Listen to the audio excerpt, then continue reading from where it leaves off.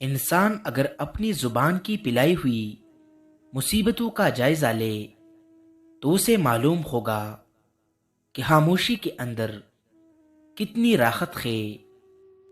ہمیشہ صدقہ اسی کی مصیبت کو دور کرتا ہے جس کو صدقہ نکالنا مصیبت نہیں لگتا۔ آج کے دور میں جو لوگ مخلص ہوتے ہیں ان کی قدر کم اور استعمال زیادہ کیا جاتا ہے۔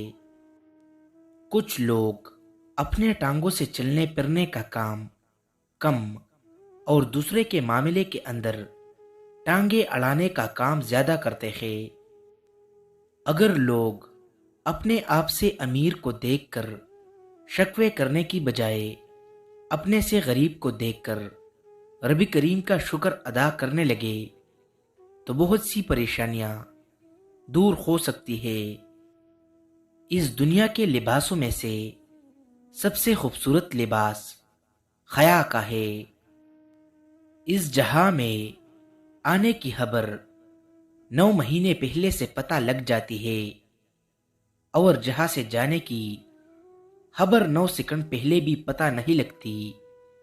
لہٰذا احتیاط ضرور کرو، کسی کا حق نہ کھانا اور لوگوں کے پیچھے باتیں کرنا چھوڑ دو۔ انسان اتنا مجبور نہیں ہوتا جتنا لوگ مجبور بنا دیتے ہیں۔ عزت کے ساتھ اپنی جگہ پر تنہا کھڑے رہنا ایسے ساتھ سے بہتر ہے جو تمہاری عزت کو کچل ڈالے۔ قرضے کا 1 روپے واپس کرنا 1000 روپے صدقہ دینے سے بہتر ہے۔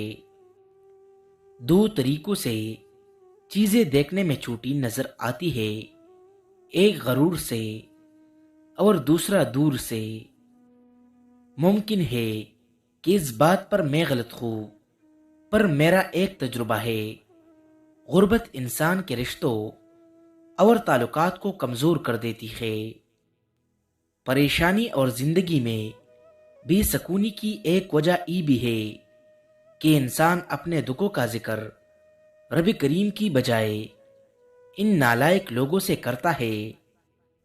انسان کپڑے جتنی مرضی مہنگے پہن لے مگر انسان کی گفتگو کا اندازہ بتا دیتا ہے کہ انسان کتنا سستا ہے یا قیمتی۔ شک ایک ایسی بیماری ہے جو انسان کا سکون ختم کر دیتی ہے۔ دنیا والوں کی خفیہ سازشوں سے بالکل پریشان نہ ہونا کہ ان کے رب کریم کی تدبیر اور چاہت سب پر باری ہے۔